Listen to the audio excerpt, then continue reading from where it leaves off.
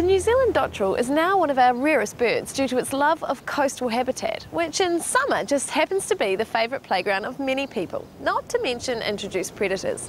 Luckily, the locals around here take their birds pretty seriously, and Susan, the dotterel lady, and her team of minders help look after these beach-going birds. What's special about the New Zealand dotterel? There's only about 1,700 of them left. The last census was done in 2004. They live only in the northern half of the North Island now. They used to be right throughout New Zealand. On the Coromandel here, we've got probably about 16% of the population, which is just over about 300 birds. How are people a problem for the dotterels? As the people approach and pass through the nesting area, they do wonderful little diversion displays where they run off down the beach trying to get you away from chicks and nests, and it can be quite a period of time before the birds will go and settle back on the eggs again. If it's a hot day like today, the eggs can get overheated and the chicks inside can die. So we try and rope the areas off to minimise that sort of disturbance. They're hugely protective.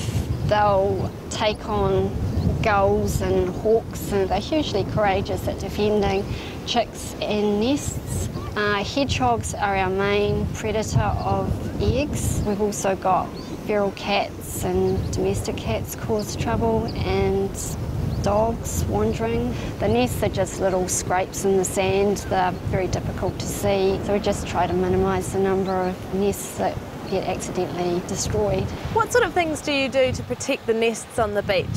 Well, generally it's signs that we put up in September, and then we take them down again at the end of the year, and once we find what's called a scrape, the male bird will make 3 or 4 scrapes for the female, and she'll have a look and say, ha ha, you know, it's only got 1 bedroom, ha ha, it hasn't got any toilets or something. So he'll go to another one. And once they settle on it, she'll lay 1 egg, and then a couple of days later she'll lay another egg, and then a 3rd egg. Then we put a rope around, and they are increasing. And, you know, you're fighting the weather, we're fighting the weather, and they're fighting it even worse than we are with the big tides. There's 2 eggs in there. Yeah. Were they nesting up on there before? They were up on there, right? And we moved it about 2 metres, and then next day we moved it a bit. And because the creek changed its direction, we had to then build it up. Right. And underneath there's a yellow bucket full of sand, right? And the dotterels didn't mind you moving their nest up here? Well, they do, but once you've been on for a week, 2 weeks, they become very determined that they're going to stay there. And it's great because I meet people on the beach and we will talk about it with the children. I think it's just important that we are aware of how endangered some of our birds are.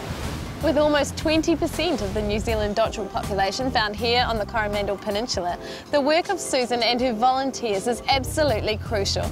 Their presence on our beaches ensures that fewer dotterel nests are trampled underfoot by people and gives more of us the chance to become just as dotty about dotterels as they are.